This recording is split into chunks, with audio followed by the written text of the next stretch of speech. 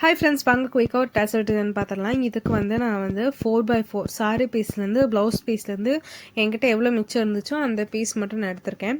Sorry பீஸ்லேருந்து 4x4 4 இன்ச்சுக்கு 4 inch, blouse பீஸ்லேருந்தும் 4 இன்ச்சுக்கு 4 inch ஒரு பாக்ஸ் ஷேப்பில் நான் ஸ்கொயர் ஷேப்பில் கட் பண்ணி எடுத்துக்கிட்டேன்.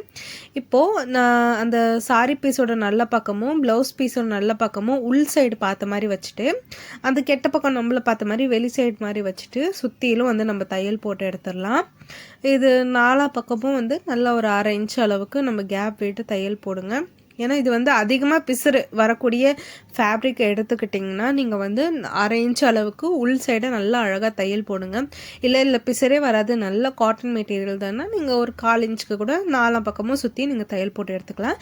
நான் 2 பீஸ்லேயும் இந்த மாதிரி சுற்றிலும் தையல் போட்டு எடுத்துகிட்டு இப்போ அதோட கார்னரில் ஒரு சைடு அந்த சைடு நாச்சஸ்லாம் இருக்கும்ல, அந்த பாக்ஸ் மாதிரி அதை கொஞ்சம் நாச்சஸ் கொடுத்துக்கிறேன். அப்போ தான் நம்ம பெரட்டி விட்டு நம்ம அது சரி பண்ணும்போது நம்மளுக்கு 4 எட்ஜும் நம்மளுக்கு நல்லா ஷார்ப்பாக கிடைக்கும்.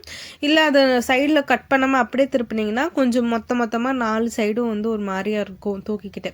இதுக்கப்புறம் இதை நம்ம இதோட கார்னரில் நம்ம சின்ன சிசரை வச்சு ஒரு சின்ன கட் கொடுத்துட்டு இந்த பீஸை நம்ம வெளி சைடாக உள்ளே இருக்கிற நல்ல பக்கத்தை வெளி சைடாக இருக்கிற மாதிரி பெரட்டி விட்டு எடுத்துக்கலாம். அதுக்கு இந்த மாதிரி சின்ன சிசர் யூஸ் பண்ணுறது ரொம்பவே நல்லாயிருக்கும், ஈஸியும் கூட. சரிங்களா? இதுக்கப்புறம் நான் சிசரை பேக் சைட்லேருந்து குத்துறேன் பார்த்தீங்களா, அதை மேலேருந்து குத்தாமல் கீழேருந்து குத்தி அந்த ஓட்டை வழியாக வெளியில் கொண்டு வந்துட்டிங்கன்னா அது வழியாக இழுக்கிறதுக்கு உங்களுக்கு ஈஸியாக இருக்கும். உள்ளே இருக்கிற ஃபேப்ரிக்காக வெளியில் இழுக்கிறதுக்கு ஈஸியாக இருக்கும். ஸோ அந்த மெத்தடை ட்ரை பண்ணுங்கள். முடிஞ்ச அளவுக்கு ஒரு நல்ல பெரிய ஓட்டையாக போட்டுக்கோங்க. ஏன்னா அந்த இடத்துல நம்ம அந்த டோரி கொடுத்து நம்ம ஸ்டிச் பண்ண போகிறனால அந்த பிசுறு வெளியில் வருங்கிறது பிரச்சனையே, இப்போ வெளியில் தெரியுங்கிற பிரச்சனையே இருக்காது. இப்போது நான் 2 பீஸையும் நல்ல பக்கம் வெளியில் தெரிகிற மாதிரி பரட்டி எடுத்துட்டேன். இப்போது ஒரு சைடு பீஸ் எடுத்துக்கோங்க. அதில் எந்த இடத்துல நம்ம ஹோல் போட்டு இது பண்ணமோ அந்த இடத்துல அந்த கயரை வச்சு ஒரு தையல் போட்டு எடுத்துக்கோங்க. அந்த டோரியை வச்சு ஒரு தையல் போட்டு எடுத்துக்கோங்க. தையல் போட்டு எடுத்த பிறகு அதோட ஆப்போசிட்டில் இருக்கிற பீஸை அப்படியே இந்த பீஸுக்கு மேலே மடக்கிடுங்க. தையல் போடாதீங்க, இப்போதும் சும்மா மடக்கி மட்டும் வச்சுருங்க. சரிங்களா? மடக்கி மட்டும் வச்சுட்டு அந்த ஆப்போசிட்டில் இருக்கிறத மடக்கி இந்த கயருக்கு மேலே வச்சுட்டு இன்னொரு பீஸையும் 2 ஃபோல்டு பண்ணுங்கள். அந்த பிசுறில் உள்ளே இருக்கிற மாதிரி அமுக்கிக்கிட்டு 2 ஃபோல்டு பண்ணுங்கள். அந்த பிசுறு சைடை திரும்பவும் இந்த டோரி இருக்குல்ல அதுக்கு மேலேயே வைங்க. பிசுறு சைடு மறைக்கிற மாதிரி அந்த டோரிக்கு மேலே வைங்க. 2 சைடும் வச்சுட்டு அந்த பீஸோட சென்டரில் கரெக்டாக அந்த கயிறு இருக்குல்ல அந்த கயிறுக்கு மேலே தையல் வர்ற மாதிரி ஸ்டார்டிங்லேயும் எண்டுலேயும் கெட்டி தையல் போட்டு ஆரம்பிங்க. ஏன்னா அந்த பீஸ் நம்ம அதுக்கப்புறம் ஓப்பன் பண்ண போகிறல கெட்டி தையல் போடும்போது அந்த பீஸ் நல்லாவே பக்காவாக இருக்கும். அதனால தான் இப்போது ஸ்டார்டிங்லேயும் சரி எண்டுலேயும் நல்லா கரெக்டாக சென்டர் பார்த்து இப்போ போட்டுருங்க. சென்டர் பார்த்து தையல் போடுங்க. இல்லாட்டி கொஞ்சம் மாறிடுச்சுன்னா அப்புறம் சிக்கலாக போயிடும். எல்லாத்தையும் பிரிச்சுட்டு நம்ம திரும்ப தையல் போடுற மாதிரி இருக்கும். ஸோ சென்டரை பார்த்து தையல் போட்டு ஆரம்பிக்கும் போது முடிக்கும் போது கெட்டி தையல் போட்டுக்கோங்க. இப்போ பார்த்திங்கன்னா இந்த மாதிரி தான் இருக்கும். இதுக்கப்புறம் அந்த பீஸெல்லாம் இந்த மாதிரி லைட்டாக ஓப்பன் பண்ணி விடுங்க. ஓப்பன் பண்ணும்போது இது எப்படி இருக்குன்னா ஒரு பூ மாதிரி வரும். எப்படி சொல்லட்டும், ஒரு பூ மாதிரி தான் இது இருக்கும் பார்க்க.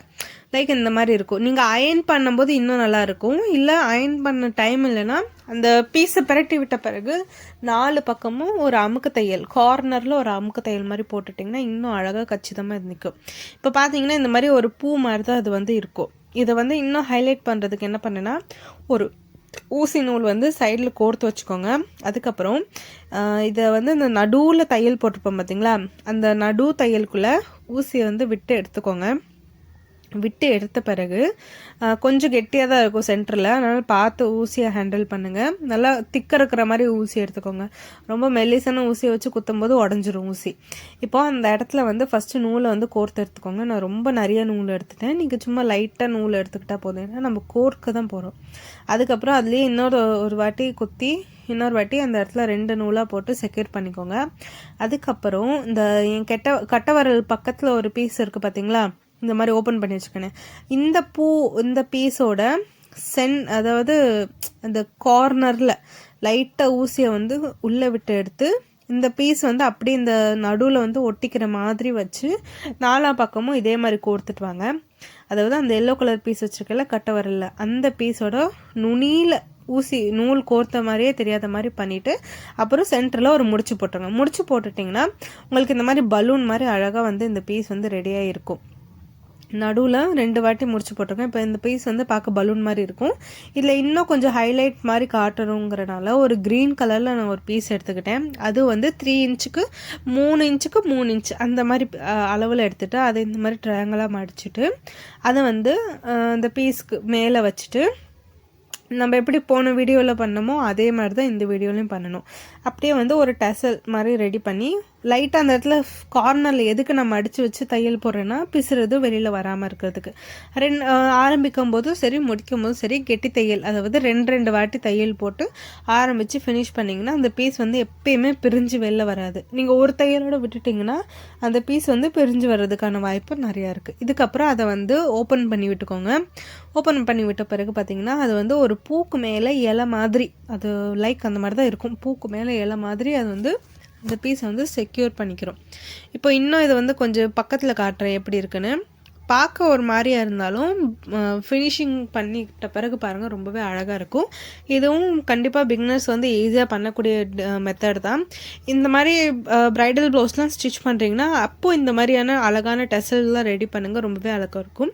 இதுக்கு கீழே வந்து மணியை வந்து அப்படியே வரி வரியாக கோர்த்து நீங்கள் வந்து ஃபினிஷ் பண்ணலாம். இன்னுமே சூப்பராக இருக்கும். நான் இன்னும் பக்கத்தில் காட்டுறேன் இந்த பீஸை. இதை அயன் பண்ணி பண்ணும்போது இன்னும் சூப்பராக வந்திருக்கும். பட் நான் அயன் பண்ணிட்டு டைம் இல்லாதனால நான் அப்படியே வீடியோ எடுத்து உங்கள்கிட்ட காட்டிட்டேன். ஏன்னா நம்ம சேனலில் வீடியோவும் அப்பப்போ தான் நான் போடுறேன், ஏன்னா டைம் கிடைக்கல.